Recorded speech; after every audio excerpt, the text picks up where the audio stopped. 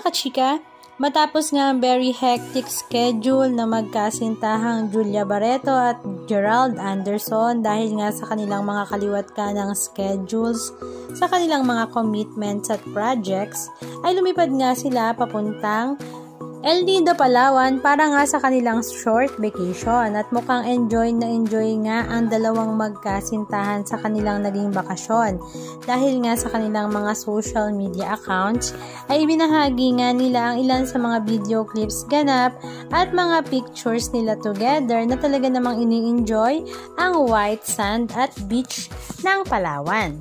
Marami nga sa mga fans ni Juju ang talaga namang tuwang-tuwa sa kanyang mga OOTD lalong-lalo na nga nang siya nga ay magtupis at ipinasilip ang kanyang napaka-sexing katawan. At syempre hindi naman magpapatalo sa mga posing si Gerald Anderson na kinaliwan rin nga ng mga netizens.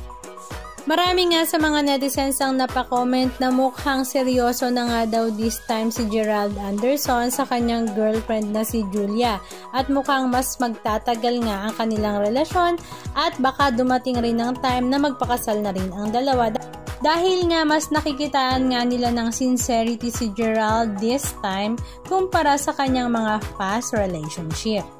Halika at panoorin natin ng ilan sa mga video clips ganap na kanilang ibinahagi sa kanilang mga social media accounts.